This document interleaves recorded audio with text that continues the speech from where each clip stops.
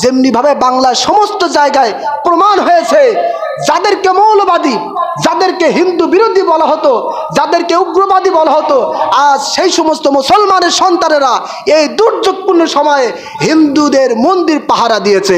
ঠিক কিনা বলুন? এই যে একটা সুন্দর ব্যবস্থাপনা, এভাবে আমাদেরকে পদে পদে রক্ষা করতে হবে, তাহলেই আবার নূতন করে সোনার বাংলা গড়া সহজ হবে। সম্মানিত হাজিরিন, সর্বশেষ একটা কথা বলি, মনে রাখবেন, রাজনীতির কারণে নিজের গ্রামের মানুষের সাথে অন্যায় ব্যবহার করা, খারাপ আচরণ করা যাবে না।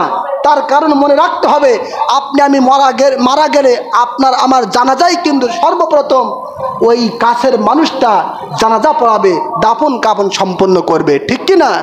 কাজেই রাজনীতির কারণে আমরা একে অপরকে ঘৃণা করব না, একে অপরের সাথে আমরা খারাপ আচরণ করব না। সম্মানিত হাজিরিন, যতটুকু বলেছি ইমামের জায়গা থেকে যতটুকু বলার দায়িত্ব সেটা বলার চেষ্টা করেছি। আপনারা কি কেউ কষ্ট পেয়েছেন? আজকে একটু সময় বেশি নিয়ে ফেলেছি, এজন্য কি কেউ কষ্ট পেয়েছেন? আল্লাহ পাক যেন আমাদের সকলকে বোঝার তৌফিক দান করেন এবং আগামীর বাংলাদেশ যেন সোনার বাংলা হয়, সেই জন্য আমরা প্রত্যাশী আল্লাহ তাআলার কাছে। এবং যাদের মাধ্যমে বাংলাদেশ আবার দ্বিতীয়বার স্বাধীনতা অর্জন করেছে, আল্লাহ পাক তাদেরকে যেন শহীদের উচ্চ মাকাম দান করেন। আল্লাহ পাক যেন তাদের পিতামাতাকে ধৈর্য ধারণ করার তৌফিক দান করেন। বলেন আল্লাহুম্মা আমিন।